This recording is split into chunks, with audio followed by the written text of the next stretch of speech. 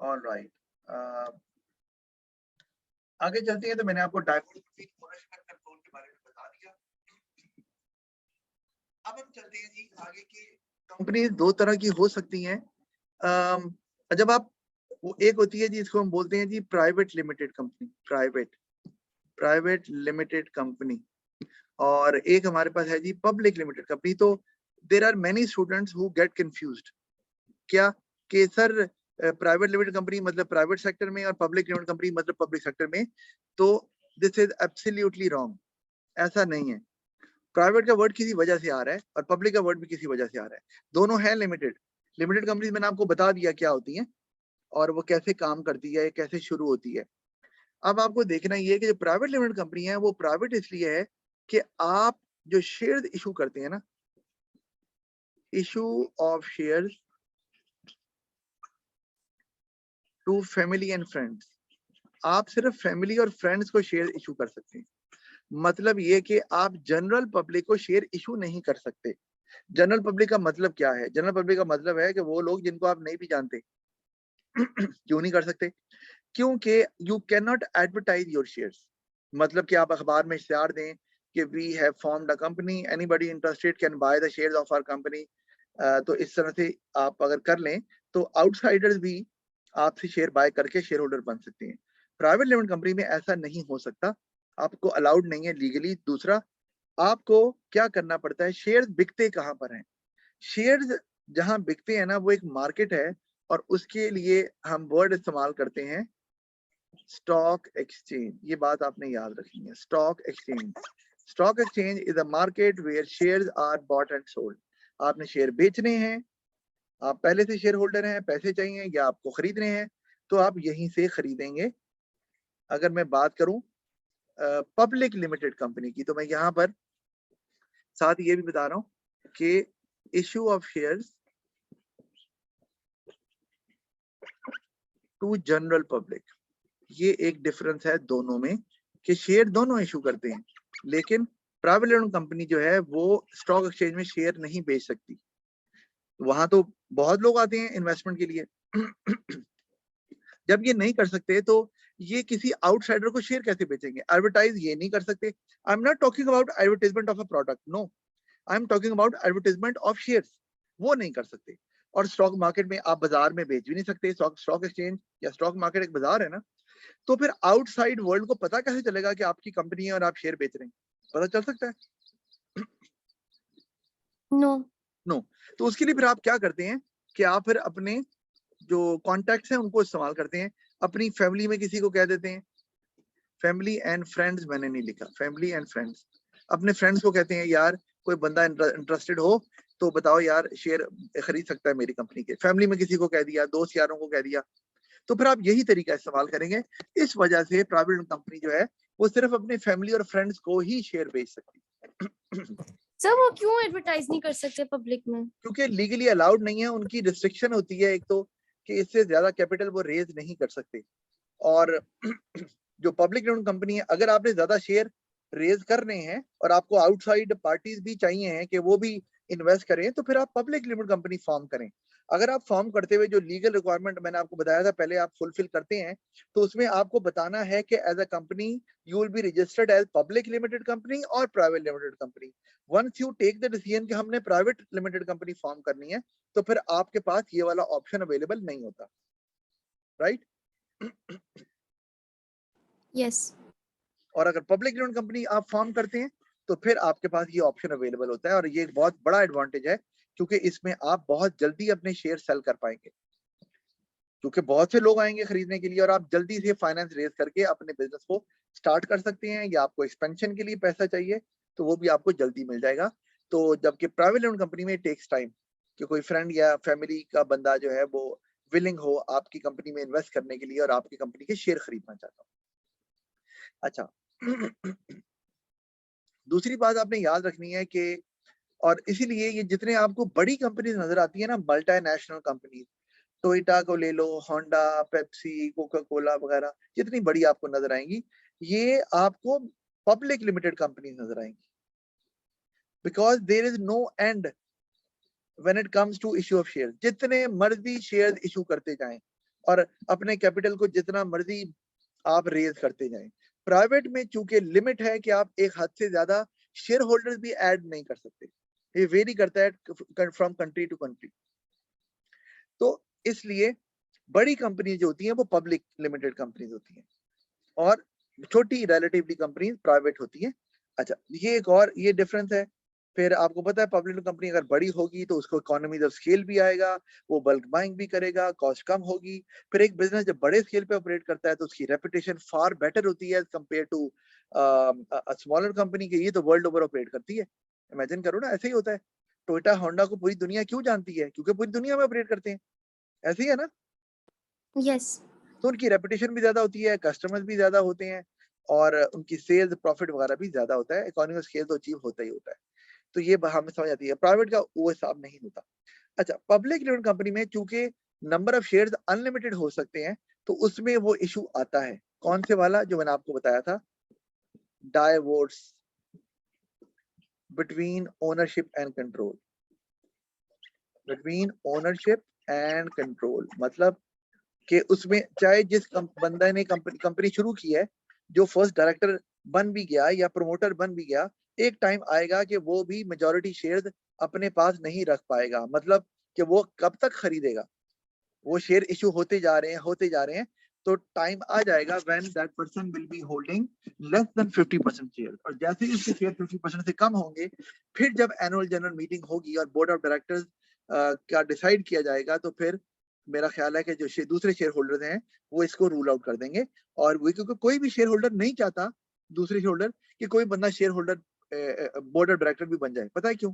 इसलिए कहेंगे पता नहीं यार अंदर खाते क्या करता है, ये सारे डिसीजन खुद लेता है अपने फायदे के लिए, हमें पता नहीं प्रॉफिट जो देता है वो सही देता भी है कि नहीं देता, वगैरह वगैरह। तो जनरली कोई शेयर होल्डर जो कि बोर्ड ऑफ डायरेक्टर नहीं है वो नहीं चाहेगा कि कोई और share holder board of director भी बन जाए। तो ऑफ कोर्स जब उनको मौका मिलता है कि नंबर ऑफ शेयर ज्यादा इशू होते हैं और अब जो ओरिजिनल ओनर है वो अब शेयर होल्डर है लेकिन बोर्ड ऑफ डायरेक्टर नहीं बन सकता क्योंकि उसके पास मेजॉरिटी शेयर्स नहीं है, तो फिर शेयर्स उसके अगेंस्ट कास्ट हो जाते हैं और वो फिर बोर्ड ऑफ डायरेक्टर नहीं रहता और उसको फिर इस सिचुएशन का सामना करना पड़ता है, जो कि एक डीमोटिवेशन जरूर हो जाती है। अच्छा, लेकिन अगर मैं बात करूं प्राइवेट लिमिटेड कंपनी की, तो उसमें ये ऑप्शन शायद नहीं आता। एक और वर्ड इसके लिए हम इस्तेमाल करते हैं, ओरिजिनल ओनर्स में लूज कंट्रोल। ये मैंने आपको इसी के वाले से है, ओरिजिनल ओनर्स में लूज कंट्रोल। जारी समझ आती है बात की क्या मतलब है इसका? Yes. क्या मतलब क्या है इसका? कि ओरिजिनल ओनर्स में लूज कंट्रोल। कंट्रोल का मतलब कि कंट्रोल किसके पास होता है? Shareholders. नहीं, कंट्रोल होता है बोर्ड ऑफ डायरेक्टर्स के पास, Oh yes. Okay. और ओनरशिप होती है शेयर होल्डर के पास। तो जो मैंने ऊपर लिखा divorce between ownership and control, it means ownership belongs to share holders whereas control belongs to board of directors. यानी कि जो शेयर होल्डर है वो बोर्ड ऑफ डायरेक्टर नहीं है, जो बोर्ड ऑफ डायरेक्टर है वो शेयर होल्डर नहीं है। तो बोर्ड ऑफ डायरेक्टर सिर्फ एम्प्लॉइज हैं। तो अगर कोई share holder board of director भी बन जाए तो उसे प्रॉफिट भी मिलता है जब होता है, उसका शेयर मिलता है, और उसको साथ में सैलरी भी मिलती है एज बोर्ड ऑफ डायरेक्टर। तो ओरिजिनल ओनर कंट्रोल लूज कर सकता है, मतलब अब ओनर के पास बोर्ड ऑफ डायरेक्टर का की पोस्ट नहीं रही, तो ये मुमकिन है। ये भी इसी के साथ लिंक कर रहा है। Got it? Yes. अच्छा, प्राइवेट लिमिटेड कंपनी में नॉर्मली ये नहीं होता। Normally majority share holder is the board of director as well, या मेजॉरिटी शेयर होल्डर्स। जरूरी नहीं है कि मेजॉरिटी शेयर होल्डर एक ही बंदा हो, जैसे मैंने मिस्टर ए की एग्जांपल दी है। हो सकता है 3 बंदे कंपनी स्टार्ट कर रहे हैं और उसके बाद और शेयर होल्डर बाद में आ रहे हैं by buying shares of the company. तो वो 3 में जो शेयर जिन्होंने कंपनी स्टार्ट की थी, 3 बंदों ने, जैसे मैंने कहा ना फाउंडर होता है तो को फाउंडर भी होते हैं साथ। तो माइक्रोसॉफ्ट में भी था वो, फेसबुक में भी है वो, जो अमेजोन कंपनी है जिसका ओनर जेफ बेजोस है उसमें भी है। तो हर जगह ऐसा हमें नजर आता है। तो फिर वो मेजॉरिटी शेयर अपने पास रख लेते हैं, यानी कि खरीद लेते हैं, और बाकी जो कम शेयर हैं लेस देन 50% वो इशू करते हैं। और उसका मकसद यही होता है कि वो शेयर होल्डर के साथ साथ बोर्ड ऑफ डायरेक्टर भी बने रहें। तो ऐसा मुमकिन है प्राइवेट लिमिटेड कंपनी में। पता है क्यों? क्योंकि उसमें आप जो शेयर्स इशू कर सकते हैं वो लिमिटेड हैं, limited shares. Can be issued, ये है। जबकि पब्लिक लिमिटेड कंपनी में unlimited shares can be issued, तो एक बंदे की कैपेसिटी नहीं होती कि वो स्टिल अपने 50% शेयर होल्डिंग पावर को मेंटेन कर सके। तो यहाँ पर है, क्योंकि वहां पर लिमिटेड शेयर ही इशू करने हैं for a private limited company, तो वो 50% शेयर कोशिश करते हैं उनके पास रहें, या एटलीस्ट मोर देन 50% शेयर, ताकि वो बोर्ड ऑफ डायरेक्टर भी बने रहे। Got it? Yes. अच्छा, एक चीज और कि पब्लिक लिमिटेड कंपनी में एक चीज और इशू की जाती है जिसे बोलते हैं प्रोस्पेक्टस। आपने कभी सुना होगा स्कूल का प्रोस्पेक्टस, यूनिवर्सिटी का प्रोस्पेक्टस, सुना है? Yes. Yes. क्या होता है इसके अंदर? सर मतलब नहीं पता। नहीं पता? नहीं, उसके अंदर होता क्या है ये नहीं पता? No sir. अच्छा, उसके अंदर ना प्रोस्पेक्टस में यूनिवर्सिटी के बारे में इंफॉर्मेशन होती है, हमारा रिजल्ट पहले कैसा रहा, हम कौन कौन सी फैसिलिटी स्टूडेंट्स को प्रोवाइड करते हैं, और आगे हमारे क्या प्लान्स हैं। तो basically it is an invitation to the people to admit their sons और डॉटर्स देयर। इसी तरह जो कंपनीज होती हैं वो भी इनवाइट करती हैं, इनविटेशन टू जनरल पब्लिक। जैसे मैंने आपको बताया कि पब्लिक लिमिटेड कंपनी चूंकि जनरल पब्लिक को भी इशू कर सकती है, चूंकि वो स्टॉक एक्सचेंज में शेयर्स को सेल कर सकती है, तो इसीलिए वो दे आर अलाउड, इनफैक्ट उनको करना पड़ता है, प्रोस्पेक्टस इशू करना पड़ता है। प्रोस्पेक्टस जो है इट्स अ डॉक्यूमेंट, यस, और उसमें सारी डिटेल लिखी होती है जो कि जनरल पब्लिक पढ़ सकती है कि हमें इस कंपनी में इन्वेस्ट करना चाहिए कि नहीं करना चाहिए। तो बेसिकली ये भी एक इनविटेशन टू जनरल पब्लिक है, एक डॉक्यूमेंट है। तो ये भी एक किस्म का एडवर्टाइजमेंट का काम ही करती है कि लोग प्रोस्पेक्टस खरीदते हैं, देखते हैं उसमें क्या कुछ है, अगर उनको लगता है कि they have good future plan, they are running it successfully, उनको प्रॉफिट पिछले साल बहुत हुआ या पिछले सालों से प्रॉफिट हो रहा है, तो many people they become interested in investing in that company by buying the shares of the company. तो ये प्रोस्पेक्टस इशू किया जाता है जो कि पब्लिक लिमिटेड करती है। प्राइवेट लिमिटेड कंपनी ये नहीं कर सकती क्योंकि उनको लीगली अलाउड नहीं होता जनरल पब्लिक को शेयर सेल करना। Got it? Yes. अच्छा, एक बात और आपको बताता चलूं, उसके बाद फिर हम बाकी हम कल करेंगे, क्योंकि मैंने आपको एक्सप्लेन कर दिया अच्छे से कि लिमिटेड कंपनीज क्या होती हैं। अब जब हम फायदे नुकसान पढ़ेंगे तो you won't have any problem. और वो एक जो चीज अभी रह गई वो ये है कि अगर कोई शेयर होल्डर कहता है, नॉर्मली प्राइवेट लिमिटेड कंपनी के अंदर जो दो सीआरई होते हैं जो कि कंपनी को चला रहे होते हैं ना, आपको जैसे मैंने बताया फैमिलीज एंड फ्रेंड्स, लेकिन ये नहीं कि आप कोई दूसरा बंदा हायर नहीं कर सकते। No, this is not a compulsion कि आप कोई आउटसाइडर हायर नहीं कर सकते, आप कर नहीं पाते।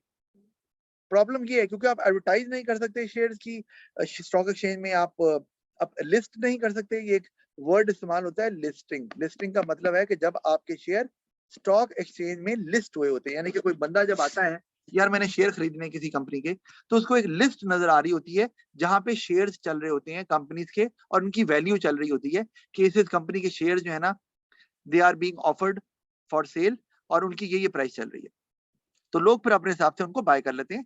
इसको लिस्टिंग बोलते हैं। तो ये प्राइवेट लिमिटेड कंपनी ये नहीं कर सकती, तो इसीलिए वो फिर अपने दोस्त यारों के थ्रू ही किसी न किसी को बेचते हैं। लेकिन जाहिर बात है जो भी होगा वो आपके ताल्लुक से ही आएगा ना, तो इसलिए वो आउटसाइडर कोई होता नहीं है। सच आपके नॉर्मली दोस्त रिश्तेदार ही होते हैं जो उस फैमिली का पार्ट होते हैं एज शेयर होल्डर या एज बोर्ड ऑफ डायरेक्टर्स। मैं ये नहीं कह रहा कि आप बाहर से को बंदा ला नहीं सकते, बाहर के बंदे को पता कैसे चलेगा? ऑफ कोर्स नहीं चल सकता, जब आप एडवर्टाइज नहीं कर सकते या आपके स्टॉक चेन में शेयर लिस्ट नहीं हुए हुए तो कैसे पता चलेगा? अच्छा, अब आप चाह रहे हैं कि आप कंपनी छोड़ना चाह रहे हैं, तो आप कहेंगे कि मुझे मेरे पैसे वापस करो। कंपनी वापस नहीं करती शेयर, इसीलिए हम करते हैं कि शेयर से जो फाइनेंस रेज होता है ना, शेयर्स के थ्रू जो फाइनेंस रेज होता है, इसको हम बोलते हैं परमानेंट सोर्स ऑफ कैपिटल। ये आपने याद रखना, सोर्स ऑफ कैपिटल। क्यों? एक दफा आ गया तो जाना नहीं है जब तक बिजनेस बंद नहीं होता। उस फाइनेंस में उधर ही रहना है। आप कहेंगे सर ये क्या बात हुई? वो इस तरह से कि लेट से कि अब जो हमने पढ़ा था mister A B C D आपके पास मौजूद थे, तो मिस्टर जो डी था ना, वो कहता है मैंने निकलना है, मुझे इन्वेस्टमेंट चाहिए। कंपनी नहीं देगी, वो क्या करेगा? मिस्टर डी अपने शेयर्स बेच सकता है किसी को, उसके नाम बोलते हैं ट्रांसफर ऑफ शेयर्स। हम वर्ड इस्तेमाल करते हैं ट्रांसफर ऑफ शेयर्स, कि उसने अपने शेयर किसी और को ट्रांसफर कर दिए। ऑब्वियसली वो साइन करेगा, वो सारी लीगल रिक्वायरमेंट्स को पूरा करके उसको शेयर ट्रांसफर कर देगा या बेच देगा। तो वो बंदा लेट से है मिस्टर जी, तो मिस्टर जी को डी ने ट्रांसफर कर दिए, और जी ने क्या किया, जी ने उसको अमाउंट पे कर दी जितनी भी उस वक्त चल रही थी। शेयर की प्राइस हमेशा सेम नहीं रहती, वो एक टाइम पर हो सकता है ज्यादा हो, कुछ अरसे बाद कम हो जाए या और ज्यादा हो जाए, ये डिपेंड करता है। शेयर की प्राइस डिपेंड करती है on the performance of the company. अगर कंपनी अच्छी जा रही है कई सालों से तो शेयर की प्राइस बढ़ेगी। आपने एक शेयर खरीदा है $100 का, वो $200 का हो गया, तो आपको तो फायदा हो गया अगर बेचोगे, अगर बेचना चाहो। और अगर एक कंपनी की परफॉर्मेंस बुरी जा रही है तो $100 का शेयर जो आपने खरीदा था हो सकता है वो $50 का हो जाए। ये तो सीधी सी बात है ना, डिमांड सप्लाई का कॉन्सेप्ट है कि जब एक कंपनी अच्छी जा रही होती है तो everybody wants to invest in that, तो शेयर की डिमांड बढ़ती है। आपने इकोनॉमिक्स में पढ़ा हुआ है, जब शेयर की डिमांड बढ़ेगी तो उसकी प्राइस ऑफ कोर्स बढ़ेगी। इसी तरह जब कंपनी अच्छी नहीं जा रही तो शेयर की प्राइस कम हो जाएगी, क्योंकि उसको खरीदने वाला कोई नहीं होगा, कोई इन्वेस्ट नहीं करना चाहेगा, तो ये मामला चलता है। तो अमाउंट डी को मिल जाएगी और जी अब नया शेयर होल्डर आ जाएगा। तो इन्वेस्टमेंट वही की वही रही, जो कंपनी में गई थी इन्वेस्टमेंट, जो वो वही की वही रही। जो डी का शेयर था, लेट से वो पता नहीं 5% था मेरा ख्याल है, वो वही का वही रहा, वो अब जी के पास चला गया, दैट्स इट। तो आप इस तरह से शेयर बेचकर अब आप you can come out of that company as a share holder, और अब आपने किसी और कंपनी के खरीदने हैं तो आप खरीद सकते हैं। Got it? यस। अच्छा, अब एक बात जो बतानी है वो कि जो ट्रांसफर ऑफ शेयर्स की मैंने आपको बात बताई है, ये जो बात बताई है, ये पब्लिक लिमिटेड कंपनी में आप you can do it any time without the consent of existing share holder. यानी कि जो शेयर होल्डर पहले से मौजूद हैं उनसे मशवरा करने की जरूरत नहीं है, जो भी इंटरेस्टेड है बेच दो, नो प्रॉब्लम। लेकिन प्राइवेट लिमिटेड कंपनी में आपको you require the consent of other share holder, क्योंकि उसमें जो सारे शेयर होल्डर होते हैं वो आपस में क्या होते हैं, फ्रेंड्स और फैमिली मेंबर्स। एब्सोल्युटली। तो वो यही चाहते हैं कि एक आधा बंदा आउटसाइडर क्यों आए, इसी में रहे। तो वो क्या, जब तक उनकी मर्जी शामिल नहीं होती majority of the share holder, यानी कि लेट्स से अगर 10 शेयर होल्डर हैं और 6 कहते हैं जी आप शेयर नहीं ट्रांसफर कर सकते इस बंदे को, तो वो नहीं कर सकता। तो ये ग्लिच आ गई, अब वो फंस गया, अब ढूंढ रहा है बंदा यार जहां पर शेयर होल्डर विलिंग हो जाए ताकि मैं इसको बेच दूं। हो सकता है वही शेयर होल्डर खरीद ले, ये मुमकिन है कि एग्जिस्टिंग शेयर होल्डर ही उसके शेयर खरीद ले, ये मुमकिन है। लेकिन अगर वो नहीं खरीद रहे तो उनकी कॉन्सेंट चाहिए कि क्या मैं इस बंदे को शेयर बेच सकता हूँ। तो अगर तो मेजॉरिटी शेयर होल्डर कहते हैं जी, तो फिर तो fine, otherwise there is a problem. तो ये एक और ड्रॉबैक प्राइवेट लिमिटेड कंपनी के केस में आ जाता है, जो पब्लिक लिमिटेड कंपनी के केस में नहीं होता। जी, any question? No. Alright, so that is it